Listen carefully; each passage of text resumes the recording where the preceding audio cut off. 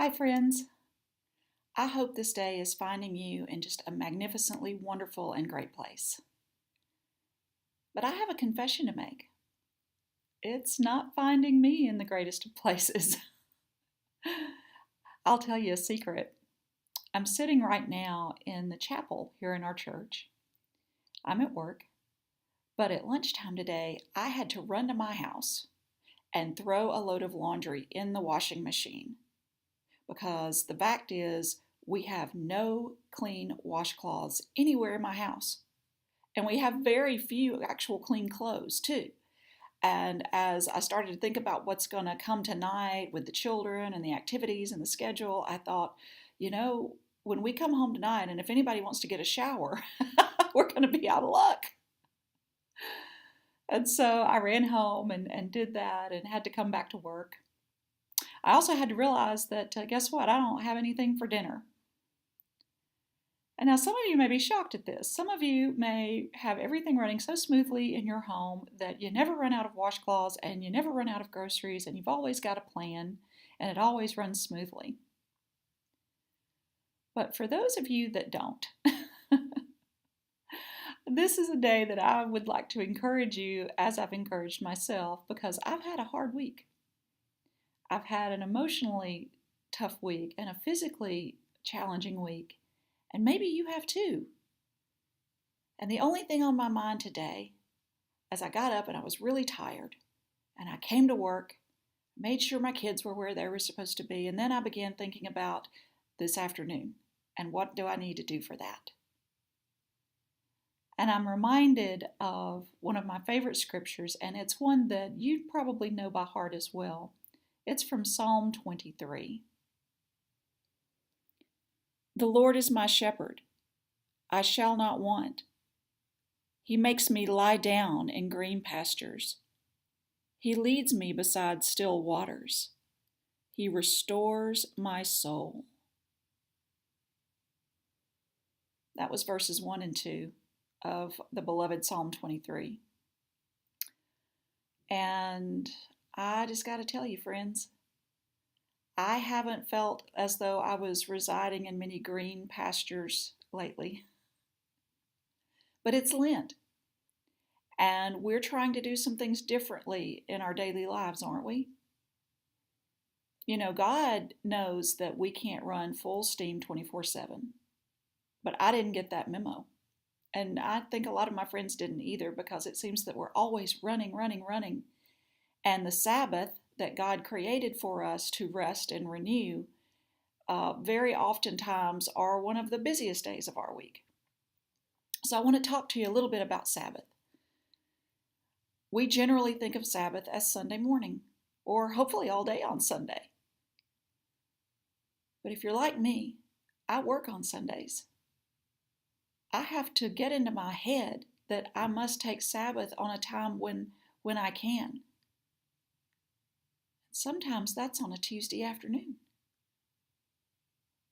But no matter when it is, sometimes you just have to stop and say, I'm tired and I need to rest a little bit and I need to recharge. And folks, I'm here to tell you today that that's okay. The world will tell you that everything must be done now. The world will tell you so many things must happen exactly as scheduled by someone else, or else you're going to be a failure.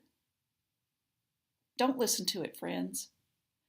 God said we need rest. God said that sometimes we need to let a few things go.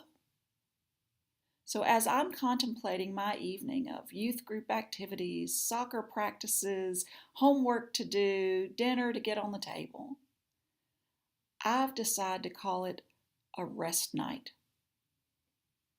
And maybe you don't have those at your house, but I'm going to take tonight and I'm just going to say we're not going anywhere and we're not going to do anything.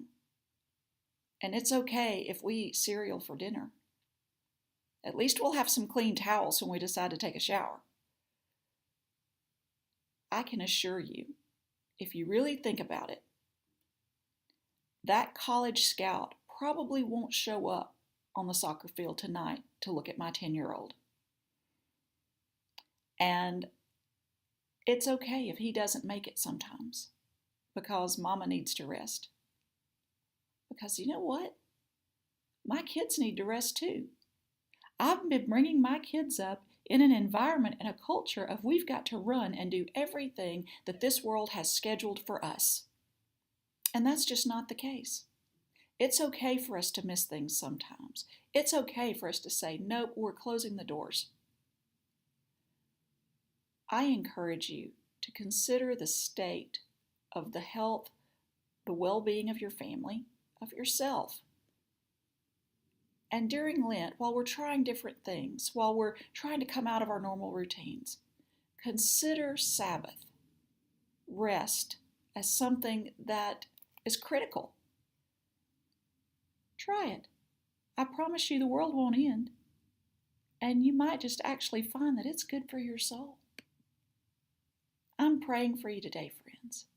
And I pray that you find yourself in a good state, health-wise, emotionally, and relationally even better if you just take some time out for the next few days. I pray for your health and your well-being and the grace of Jesus Christ to flow over you this day, my friends. Amen.